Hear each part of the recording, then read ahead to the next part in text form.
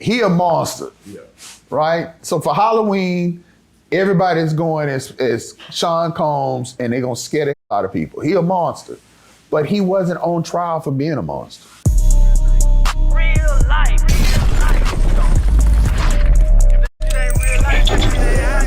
It ain't real life. Just say real life street stars. You know what time it is. What do you say to the people like Funkmaster Flex just made a post, right? And there's other people making a post now kind of aiming at Cassie saying, hey man, you kind of try to hit a lick. You got 30, you went in there, you're trying to railroad him. Now you wrote a letter basically saying don't give him bond. Now he don't get bond. What do you say to the people that are now starting to aim at Cassie? Man, let that woman be. I mean, let that woman be.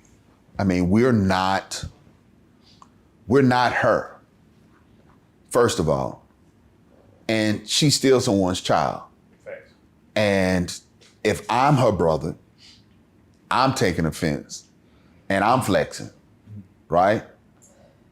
And so let her be. She went through enough. She just had her child. Okay, she got money. But saying that is no different than telling a basketball player to shut up and dribble. You don't need to have an opinion. You shouldn't be doing this. You're getting paid millions of dollars to play a game. Shut up and just play your game. That's like telling her, you got $30 million. Shut up, you got $30 million. I don't know. I wasn't there. I'm not her.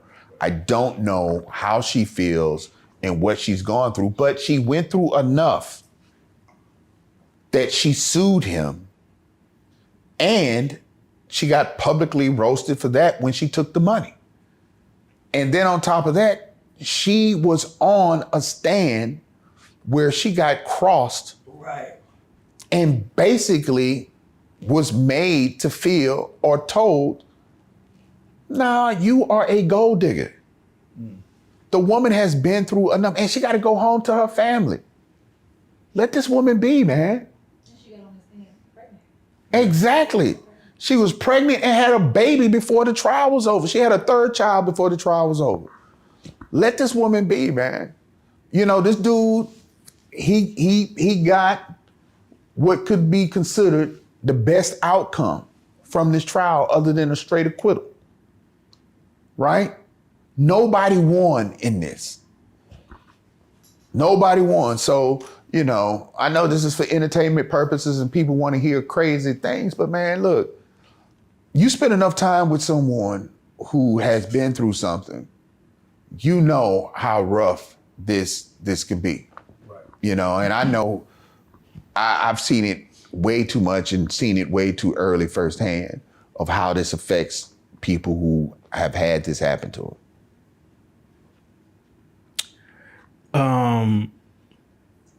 Let's talk about this judge. Let's talk about this judge.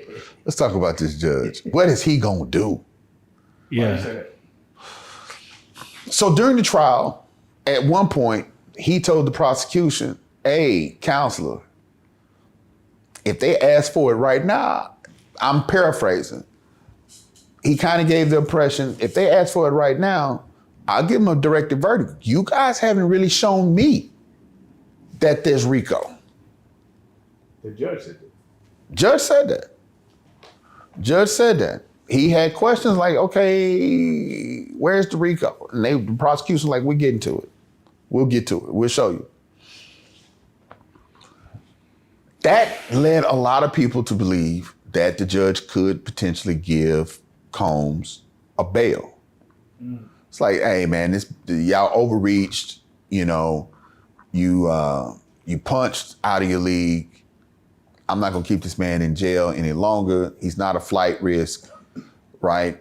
According to the statute that I could potentially give him 2 years or give him probation and cut him loose, right? Or I can give him 10 or 20.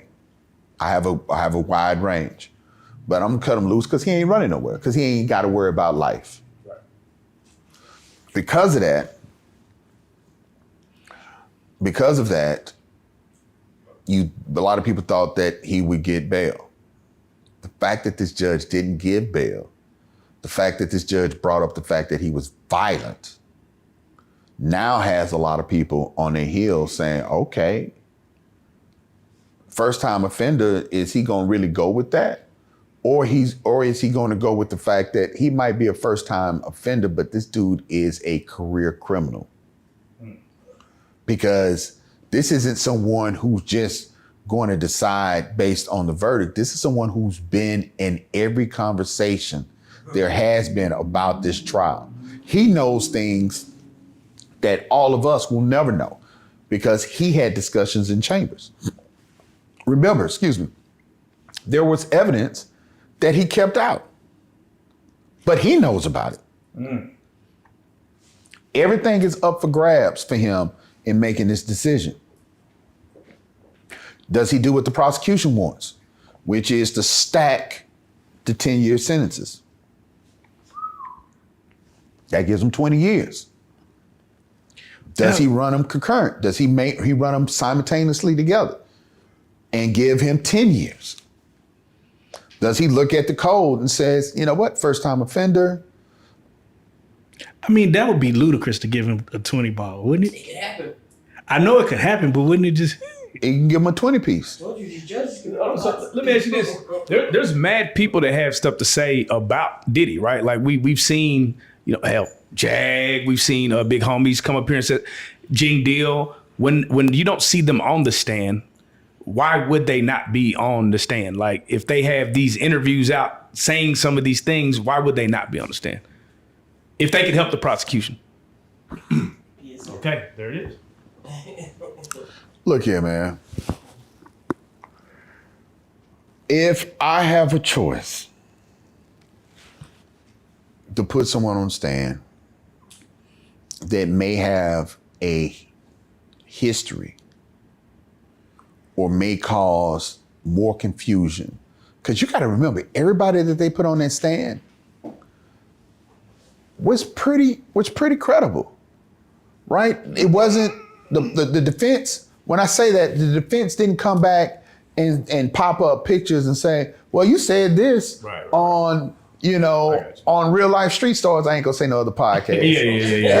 Yeah. Or you said this on Tailor Made Conversations. Right. When you was on Tailor Made Conversations, you wore a suit and you said this. When you was on Real Life Street Stars, you had a hat on and you said this. Which one is it? Or they didn't have crimes of moral turpitude. So crimes of moral turpitude can be used against you if you go up to testify. And so, if they stole anything, domestic violence, any of those things that are considered crimes of moral turpitude. And so if you have individuals that have those type of convictions, then you can't use them. It makes sense. But Gene Deal was the bodyguard. So that's why it's like, he was a bodyguard for him. Bodyguards, look, I'm gonna be honest with you. If I've traveled and I got one big homie, my little brother, Marvelous Marvin in Miami. Whenever I go somewhere, he travels with me, right? So he got my back. So shout out to Marv. I got another dude. I know this dude been on papers before. Yeah. But at the same time, I know he is no stranger to conflict. Sometimes you had them type of dudes with you.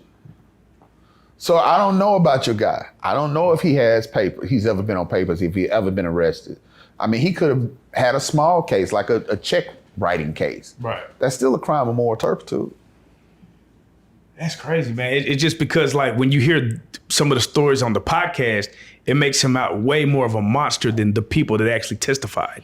It didn't seem like they picked the people that can really speak to the monster that he was. You see what I'm saying? Or quote unquote, allegedly. But let's go back. Does that testimony prove RICO?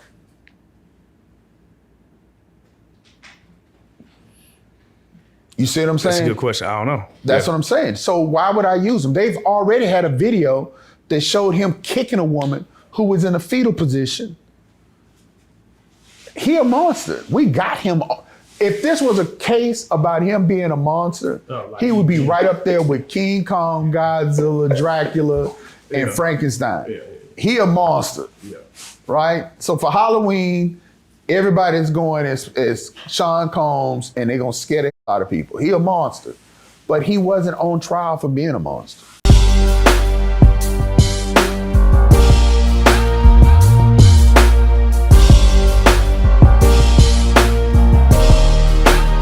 Shout out RealLyfe Street Starz, nigga. Move. Hey.